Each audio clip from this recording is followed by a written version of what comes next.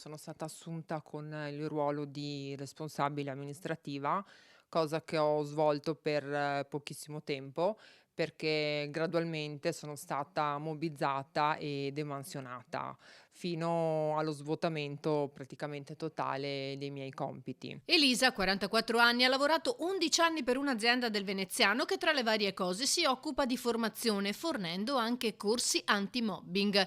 Ironia della sorte, commenta la donna, proprio perché con me invece il mobbing l'hanno attuato. Il tutto è iniziato con,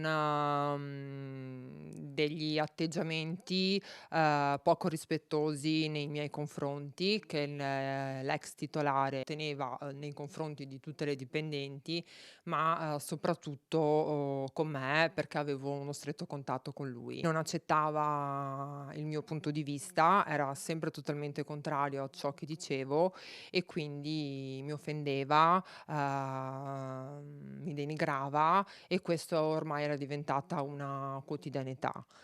Diciamo che in tutti gli anni ho sempre sopportato perché per me lavorare era importante. La situazione è andata mano a mano peggiorando. Ad un certo punto gli spazi erano piccoli, l'azienda si stava appunto ingrandendo come dicevamo poco fa e quindi sono stati acquistati degli uffici più grandi, dove inizialmente io sono stata collocata con le mie 2 colleghe con cui lavoravo insieme. A un certo punto a Elisa vengono consegnati due richiami dall'assistente del titolare poco prima di terminare una giornata di lavoro. Il primo richiamo mi è stato contestato un errore bancario di aver erroneamente presentato 2 volte delle ricevute bancarie, precisando che comunque era un'operazione che ho svolto per 11 anni ogni mese per 2 aziende, quindi comunque un'operazione che non dico che sapevo fare ad occhi chiusi, ma quasi, e mi hanno contestato un danno economico di 35 €.